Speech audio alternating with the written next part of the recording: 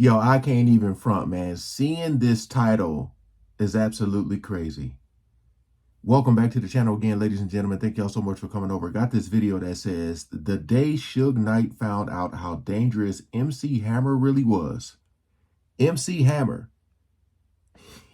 Now, I know the brother is from like the Oakland area.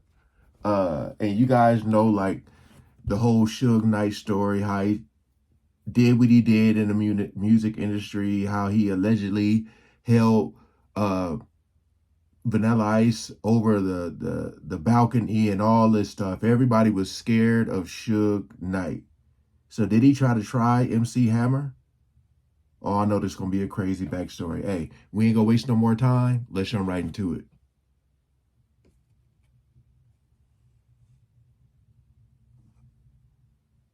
Like most people, Suge Knight once thought that MC Hammer was just another pantsuit-wearing rapper he could extort, but he found out just how dangerous MC Hammer can be one day. This is the same MC Hammer, which MC Search confirmed, put out a hit on his group, Third Base. So we were saying our album was doper, but we were saying it New York slick.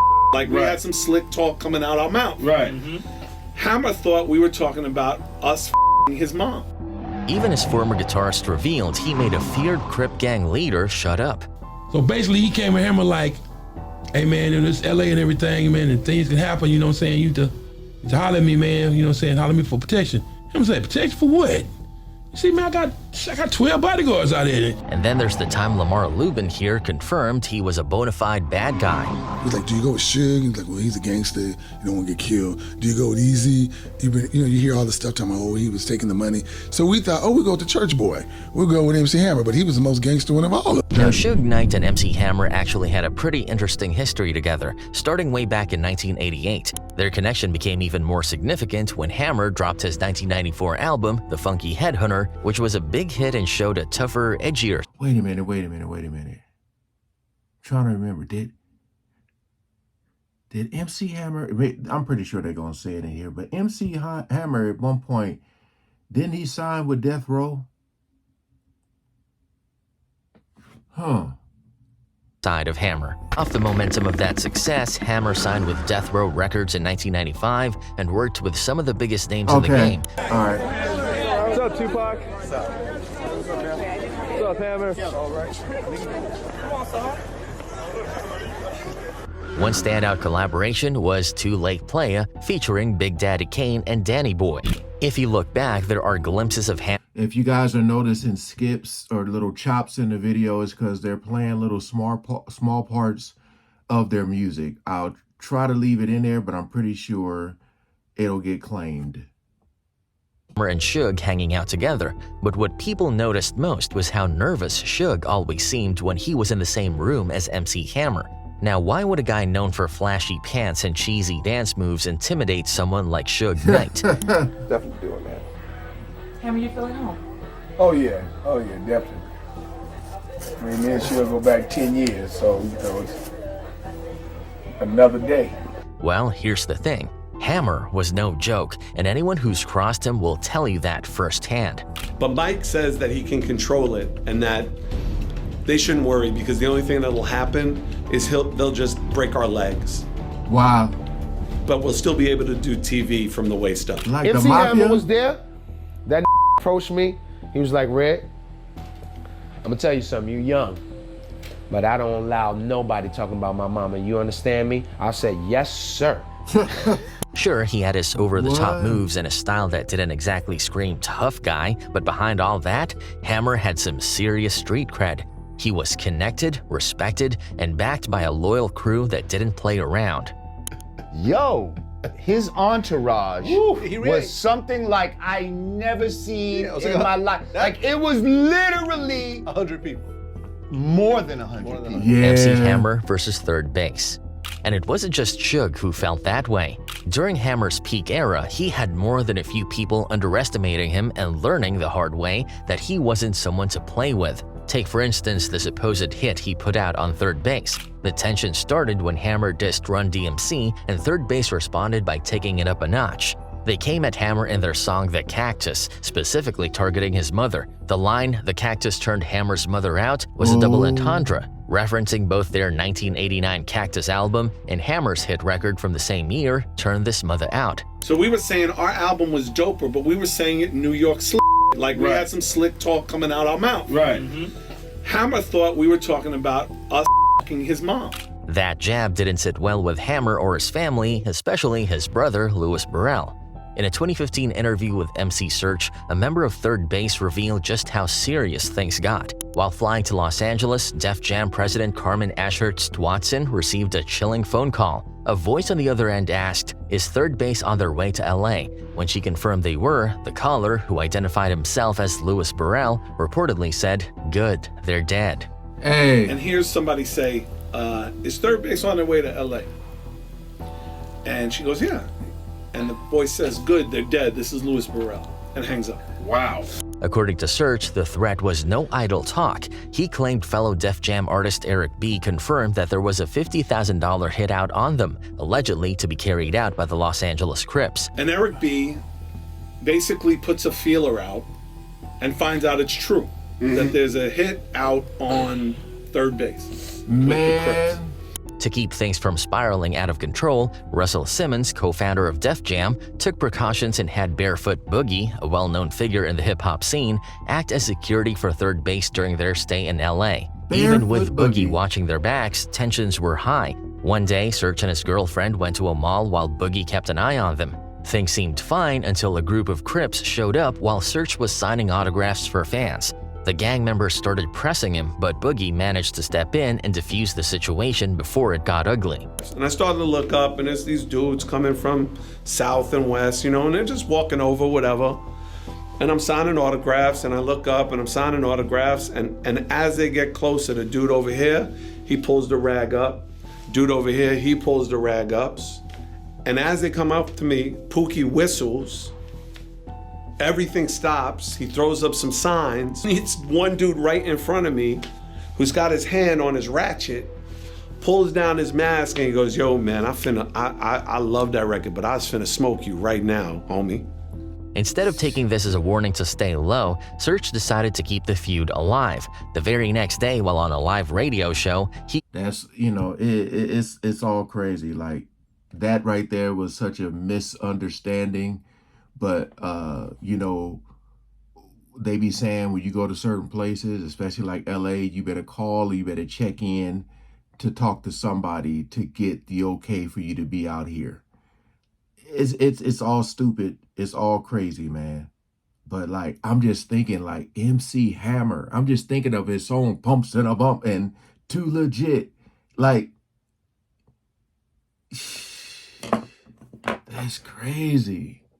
Called MC Hammer a B and accused him of hiding behind his goons. So I say, you know what? I said, man, if you feel like we dissed your matriarchal, that's okay, but you know what you did. You know what's going on in these streets. Why don't you man up and see me face to face so we can figure this out? Stop being a That reckless comment didn't go unnoticed. The radio station received a phone call from someone claiming to be a member of the Rollin' 60s Crips, warning Search. Understandably shaken, Third Base bolted from the station, jumped into their car, and headed back to their hotel. But as they drove, a car full of Crips began tailing them, making it clear they weren't playing games. The Crips even pointed guns at them, sending a very real message that they meant business. Somehow, Search and his crew made it back to their hotel unharmed, but the incident left them terrified. For the remainder of their press tour in Los Angeles, Third Base wore disguises and avoided public appearances as much as possible. As soon as they wrapped up their promo duties, they got out of the city. Even years later, Search admitted the experience left lasting scars. I'm good. I'm not good. I've gone through 25 years of therapy 3 days a week. I am not good. I wish I could be good. But when somebody tries to kill you over a rap lyric... MC Hammer versus the Crips. The whole situation sparked rumors that MC Hammer might have been affiliated with the Crips. After all, the threat had supposedly come from Crip members, and the hit was allegedly backed by Hammer's brother. But despite the speculation, Hammer never claimed any gang ties in his life. In fact, there was even a story about Hammer putting a Crip in his place. Benito, one of Hammer's vocalists, shared an incident from back in the day. After an event in Los Angeles, Hammer and his crew were packing into their vans to head back to the hotel when they noticed a familiar face rolling up. Michael Concepcion, one of the original founders of the Crips. It's this dude in his wheelchair and about 4 or 5 dudes with him, hanging out. I know they Crips because my cousins are all Crips in LA. So I'm like, there's some gangbangers. What they doing out here? Michael told Hammer they needed to talk. Basically, he offered Hammer protection while he was in LA, warning him that anything could happen in the city. Hey, I want to holler at you for a minute, Hammer. Now, the thing is, Mike already knew who Hammer was because they did the video. We were on the same gang before. So basically, he came at Hammer like, hey, man, in this LA and everything, man, and things can happen, you know what I'm saying? You to holler at me, man, you know what I'm saying? Holler at me for protection. Hammer was taken aback by the whole thing and asked why he'd need protection when he had his own squad of bodyguards, 12 of them in fact, and these guys weren't your average security detailers. So Hammer wasn't feeling like he needed Michael's help. Hammer said, protection for what? You see, man, I got 12 bodyguards out here, and for 5 of them straight killers. You know what I'm saying? So what you talking about? You know what I'm saying? I don't need no protection. Michael didn't seem to like Hammer's response and kept pushing, saying Hammer should watch his back. You need to holler at me, man. If you don't, something could happen to you, whatever. He said, what you trying to say? He said, you need to go ahead and, take care of that and everything will be cool. He said, nigga, you trying to start strangling? That's when things got heated. Hammer's bodyguards were ready to handle the situation right then and there, but Hammer held them back. Instead, he made it clear to Michael that one phone call from him could shut the whole thing down.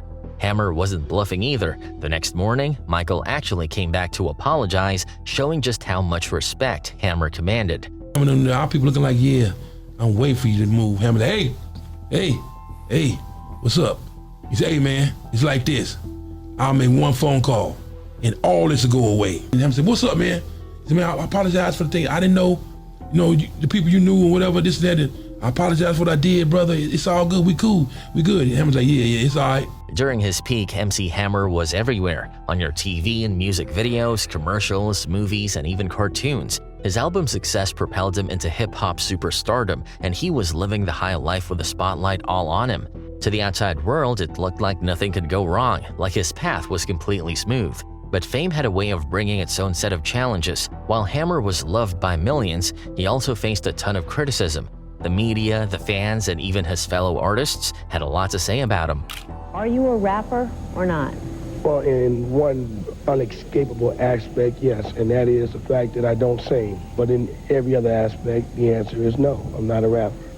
I entertain. Entertainer? I say that in not meaning any disrespect to other rappers or other rap artists. Some people in the industry just didn't know what to make of MC Hammer. To them, he didn't seem like the typical hip-hop artist, with his clean-cut image, careful. I will say about his music, and because like when you watch a show or something, it's so many people on the stage, and I'm just trying to remember lyrics, because I think most people remember the hook of his music, because they're just so, entertained by what's going on stage, all the people. But like when you're singing along, it's the hook, So I don't see nothing wrong with him saying that, especially he said no disrespect to the rappers. So I don't know, why people will be mad at that comment. Choreographed dance routines and those famous parachute pants, he seemed like an easy target. MC Hammer versus Ice Cube. For instance, in 1991, Ice Cube dropped the video for a single, True to the Game, and it stirred up some serious drama. In the video, there's a scene showing a hardcore rapper who suddenly switches into a flashy red sequined outfit, symbolizing a sellout crossing into pop culture. It didn't take long for people to connect the dots. Ice Cube was taking a shot at MC Hammer. Damn, that's DJ Pooh. He got DJ Pooh to do it. For those who don't know who DJ Pooh is, that's Red from the first Friday movie when Debo snatched his chain. My grandmama gave me that chain. Oh. Yeah, that's definitely a shot at MC Hammer. Hammer wasn't about to let it slide. One day, while Hammer was chilling in his hotel room, someone on the phone mentioned seeing Ice Cube at Roscoe's Chicken and Waffles in Hollywood. Without hesitation, Hammer and his entourage jumped into their cars and sped over to confront him. They caught Ice Cube just as he was leaving, and Hammer allegedly told him, in no uncertain terms, to never pull a stunt like that again. Ice Cube, realizing the situation he was in, reportedly responded, "No sir, that won't happen again." MC Hammer and Redman. Damn. And Ice Cube wasn't the only one to feel Hammer's wrath. In 1992, Redman included an intro track on his album What the Album called Funky Uncles, where a character dissed Hammer and his family, saying things like, "Your mama ain't ish, your daddy ain't ish, ain't nobody ish." Hammer took offense to the diss and decided to make it clear to Redman that he wasn't playing. When I did the skit, and I was like, you know what? That goddamn MC Hammer, him, mama, and the whole nine. That came up to me on MTV Cribs on the last episode they had. When Redman came to Oakland, Hammer's affiliates chased him out of the city. Damn. Redman later admitted they barely made it out safely. "We had to get the F out of there. They wasn't playing. We was almost boxed in," he shared during an interview. A few years later, in 1995, both Hammer and Redman were on the set for the final episode of Yo MTV Raps. Hammer approached Redman and told him, "Red, I'm gonna tell you something. You're young, but I don't allow nobody to talk about my mama. You understand me?" Redman, fully aware of Hammer's reputation, quickly apologized, saying, "Yes, sir." MC Hammer was there. That approached me. He was like, "Red, I'm gonna tell you something. You young, but I don't allow nobody talking about my mama. You understand me?" I said, "Yes, sir." Redman later explained that he learned his lesson. "I got the message," he said in a 2016 interview. "I heard about Hammer and I seen his work. I'm good, my brother. I like the Bay Area, so F that. You're right, I won't talk about your mama." Even industry legends like Too Short had nothing but respect for Hammer. In a 2018 interview, Too Short recalled Hammer's influence, saying, "Hammer was a big dog. He got respect in the street. He came from a respected crew. They handled business. Him and his brother Lewis and the crew." When asked about the alleged hit Hammer put out on MC Search, Too Short said the only part he didn't believe was the $50,000 because Hammer would never have to pay for such services. Sheesh. Without spending any money, Hammer could have told some people to him the up. Like that wouldn't have been, it wouldn't have, I know who Hammer was affiliated with and he wouldn't have to pay to tell somebody to somebody up. Hammer's reputation extended beyond the music world too. During a 2020 chat with E40 for All Urban Central, Fat Joe recalled meeting Hammer at the Las Vegas airport. Joe said Hammer greeted him warmly, but also made it clear he wasn't to be trifled with. He was like, "You know I get it poppin' for real," Joe remembered. E40 wasn't surprised at all. "Well, he's from Oakland for one," he said. "He's from the town. He's highly respected and connected. All the fixtures and factors know him. He knows them. He rocks it. He's heavy. He's brother's gangsta. Hammer is far from a sucker, and Hammer's physically fit. You know he'll put hands on you." Dangerous connections. One of the reasons Hammer was so dangerous was because his family was connected to Felix Mitchell, one of Oakland's most infamous drug lords. Mitchell was the leader of the 69 Mob, a criminal organization that dominated the drug trade in the area. At the height of his empire, Mitchell was reportedly making over $1 million a month, and his operation controlled much of Oakland, including the neighborhood Hammer grew up in. Even after the FBI took down Felix Mitchell and dismantled his organization in 1985, Hammer and his brothers had already spent their formative years surrounded by some of Oakland's most powerful gangsters. So when Hammer's public image might have been polished and commercial, behind the scenes, he had deep-rooted connections to the streets. Origins. But despite his tough demeanor and street connections, Hammer didn't have it easy growing up. Born Stanley Kirk Burrell on March 30th, 1962 in Oakland, California, Hammer was the youngest of 8 kids in a family that struggled to make ends meet. His dad, a professional poker player and casino manager, and his mom, a secretary, worked hard but money was tight. When his parents eventually separated, young Stanley and his siblings lived with their mom in a cramped 3-bedroom apartment in East Oakland's housing projects. He shared a room with 5 of his siblings, and life wasn't easy. To escape the harsh realities of his environment, Stanley would hang out in Oakland parking lots with his friends, or they'd entertain themselves by dancing to beatbox rhythms. They even sold baseballs for $2 a piece to earn a little cash. He was also big on writing poetry and spent hours trying to mimic James Brown's moves, dreaming of something greater than his surroundings. At just 11 years old, a chance encounter changed his life. While doing the splits in the Oakland Coliseum parking lot, he got the attention of Charlie Finley, the owner of Oakland A's. Impressed by the kid's energy and spirit, Finley hired him as a clubhouse assistant and bat boy. Actually, the real bat boy was Hammer's brother, Louis Burrell Jr., but Stanley worked alongside him, taking phone calls and giving Finley live play-by-play commentary during the games. It was during his years with the A's that Stanley earned the nickname Hammer. The player said he resembled baseball legend Hammerin' Hank Aaron, and the name stuck. It was also around this time that he developed a love for performing, earning the title Master of Ceremonies, or MC, at the clubs he'd visit while traveling with the team. After graduating from McClymonds High School in 1980, Hammer pursued communication classes and chased his dream of becoming a professional baseball player. Unfortunately, that dream ended when he failed to make the cut at a San Francisco Giants tryout. Crushed, Hammer faced a tough decision. Growing up in East Oakland, he'd seen many friends turn to the streets, selling drugs for fast cash. For brief moments, he considered joining them, but deep down, he knew he was destined for something bigger. That realization led him to enlist in the U.S. Navy, where he served as a petty officer and aviation storekeeper for 3 years. The Navy taught him discipline and structure, traits he'd carry into his future endeavors. After his honorable discharge, Hammer's passion for music and faith reignited. He even started a Christian rap group called the Holy Ghost Boys with singer John Gibson and gospel artist Tremaine Hawkins. They performed at venues like the Beverly Theater in Beverly Hills, but the group didn't gain much traction and eventually disbanded.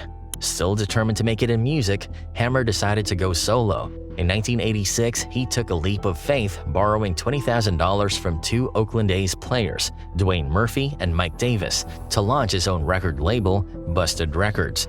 With that money, he recruited a team of talent, including DJ Kent Wilson, Lone Mixer, Kevin Wilson, 2 Big MC, and a trio of dancers, Sweet LD, Terrible T, and Lil P, dubbed Oakland's 357. Hammer wasn't playing around when it came to his craft. He poured his energy into grueling rehearsal sessions, applying the discipline he'd learned in the Navy. He'd later say, "We have to keep our organization disciplined because we have goals, and in order to achieve those goals, we have to be disciplined." That same year, Hammer recorded his first single, Ring 'Em, and his debut album, Feel My Power, with the help of Felton Pilot, a musician and producer from the funk band Confronting. Hammer and his wife Stephanie worked tirelessly to promote the album, hustling copies to local DJs and selling singles out of their car trunk. Their hard work paid off. Ring 'Em became a hit in Bay Area dance clubs, and Feel My Power sold an impressive 60,000 copies. The grassroots success caught the attention of major labels, and in 1988, Hammer signed a $10 million deal with Capitol Records. With a $1.75 million advance, he reinvested $750,000 into Busted Records and began preparing for his next project. That same year, Hammer reissued Feel My Power with added tracks, pushing its sales over 2 million copies. His next album, Let's Get It Started, dropped in September 1988 and featured hits like Pump It Up and Turn This Mother Out. The album was a massive success, further cementing Hammer's rise to fame. Then in 1990, Hammer released the album that would define his career, Please Hammer Don't Hurt Him. Featuring the iconic track, You Can't Touch This, the album sold a staggering 22 million copies and made Hammer a household name. Despite his street roots and tough reputation, Hammer never glorified that lifestyle in his music. Instead, he focused on being a positive role model for kids, encouraging them to stay out of trouble and believe in their dreams. So it seems like people who were, it's not like he went out there targeting people first. He was responding to people who said things to him.